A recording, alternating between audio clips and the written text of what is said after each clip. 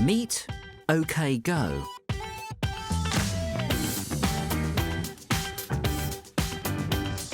A pop band with futuristic ideas.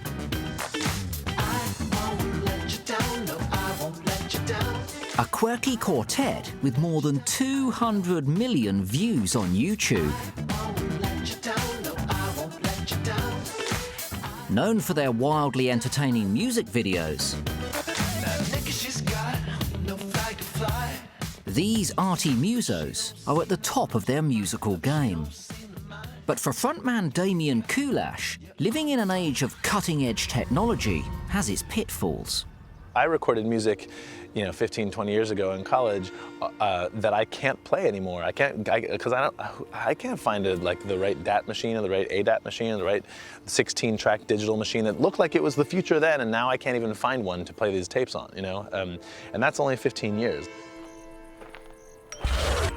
But a chance meeting with a biochemist in 2012 meant that Damian would never, ever think about music in the same way again. Our bodies are basically the hardware, and the software is essentially DNA. I mean, it builds the hardware as it goes, but your DNA is just a long code. Operating off of that model, we can take pieces of DNA and put any data we want in there. For instance, our band is releasing our album on DNA. The same ones and zeros that would be on the CD version will be just on tiny, tiny pieces of DNA. It sounds complicated, doesn't it? But let me try and explain. You see, digital information, such as music, is stored in binary code. It's got two units. It's got a 0 and a 1. Well, DNA is a coded mechanism too. It doesn't have 2 units, it has 4. G, C, T and A. They're not notes, of course, they're chemical compounds.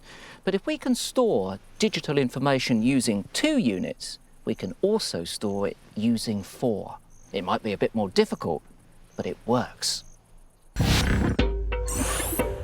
Using computer software, scientists can translate those 1s and 0s into a code for DNA. For example, 0s become A's and T's, and 1s become C's and G's. Essentially, going from a long list of numbers, that's music, to a long list of letters, DNA. That's all we do is make data. We make music and we make videos and we make art of all sorts, but it always comes out as 1s and 0s, and those 1s and 0s could be on DNA, and that's just awesome. When songsmith Damian met Kasuri, they made beautiful molecular music together, and now DNA data is set to become all the rage.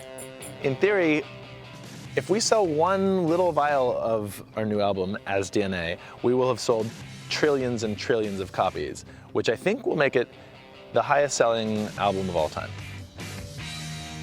Only one person will have all those copies, and they would need a laboratory to be able to read them. But hey, technicalities.